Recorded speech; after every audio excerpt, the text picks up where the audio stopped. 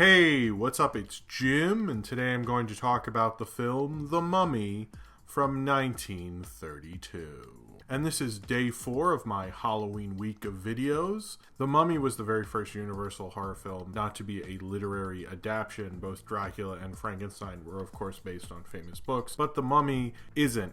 And it's interesting that they decided to go for something different, mostly because of the discovery of Tutankhamun's tomb in 1922, and mummies were actually quite popular. So, in a way, I guess this is like how we've continued to make horror films about and exploit certain trends and things that are going on currently. And this is an original idea, I guess, but it takes heavily from Dracula, the Bela Lugosi film. Karl Freund, who directed this, actually shot Dracula and supposedly directed quite a bit of it for Todd Browning. And two of the actors, David Manners and Edward Von Sloan, played theoretically kind of similar roles in this film, and it has a very similar plot where the mummy, or Imhotep, is trying to make this girl the undead and fall in love with him or be his bride, much like in Dracula. It very much shows the times that this was made during, that they would want to make a film much like their previous two Universal horror films. But I think that's also the problem with it, is although it has a lot of notable things about it, you're kind of looking at a story that you've seen before, and particularly for audiences a year later. And that was certainly something Hollywood liked to do at the time, but it does feel a little too close for comfort to really back away and not notice the imprints of the previous two films. A bunch of archaeologists who discover the tomb of Imhotep, and after reading hieroglyphics, realize that there will be a curse put upon them if they open his tomb, which of course they've already done, so they're kind of fucked. But they start reading the scroll and it wakes up Imhotep, and he leaves with his scroll and freaks out the assistant, played by Ramwell Fletcher, in a very probably iconic scene, probably one of my favorite scenes, and then walks up and leaves. Comes back as the pseudonym Eridith Bey, follows them after 10 years to the Cairo Museum, and is trying to bring back his bride, who they have put on display, and actually he helped them find so that they could put her on display. He finds out he cannot because her soul is in a younger woman, and he has to kill that younger woman and then bring her back, who's played by Zita Joann. He tries to control her and use his curse to bring back his bride from long ago. This film was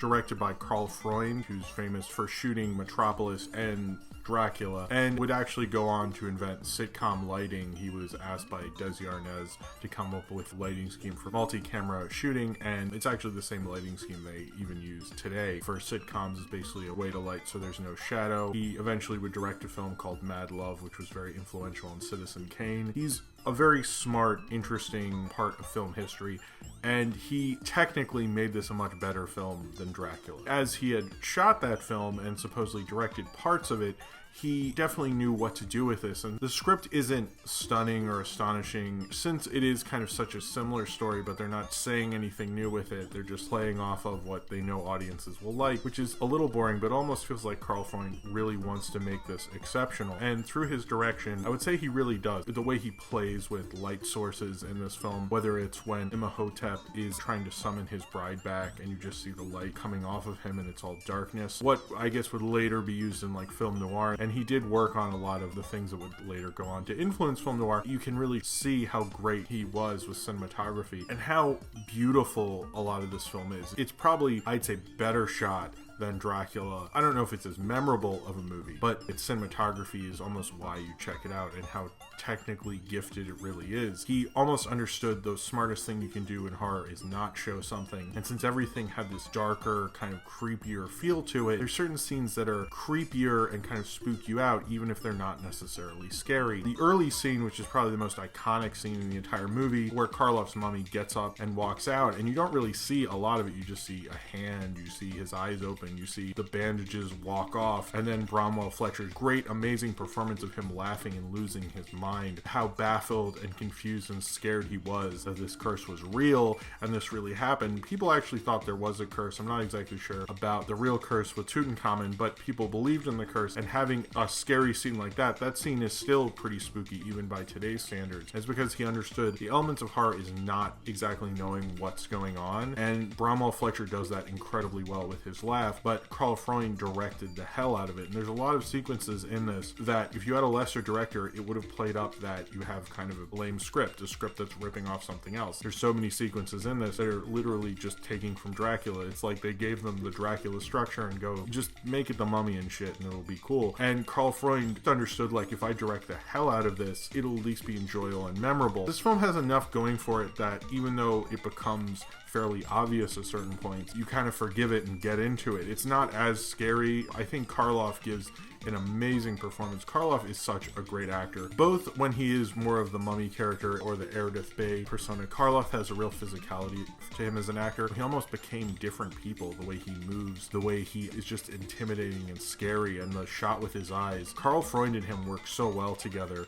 Well, not on set, because Carl Freund was a total asshole on set apparently, and put Zita Jean through hell during it, making her just stand against a wall not to wrinkle her dress, putting her against lions at one point, making her out to be very difficult, although it sounds like he was just put her out as a scapegoat. This was his first movie, and everyone thought that he was extra annoying because he especially wanted this film to work. I don't know why he thought that, because he seems like quite a genius. I don't know why he had to be like that, but I guess he felt he needed to be. And Karloff apparently didn't much like the treatment either, but I think Karloff works well with the lighting. Karloff knew how to use makeup to his advantage. That shot of his eyes glowing, I actually think it's much better than the scenes in Dracula of Dracula's eyes glowing. It almost reminds me of shots in old animation where you could tell that everything else was darker because it was obviously a background, and they'd have something pop out. In older 30s cartoons, and it really felt genuine, and it feels like that in a way. It like doesn't feel real. And they use that shot a lot, and it's extra spooky. Karloff's so good in this, and this was actually the first role he really talked in that was a big deal. He was such a sensation after Frankenstein. They really sold this off of just his last name of Karloff as the Mummy, and people went in droves. This was a big hit, of course. I don't know why Carl Freund was so worried about it. And I like Zita Jean as well. I think she's very good. She shows a lot of skin. She's very beautiful. This is, of course, pre-code. And its sexuality is pretty upfront, but there's also a lot of violence. There's a sequence where Karloff's character goes over his whole backstory. It's almost like a little silent movie that he's narrating, and you see like what happened to him. You see people actually get impaled and him buried alive. It's pretty shocking. I guess in 1932 you could do that, but in 1935, of course,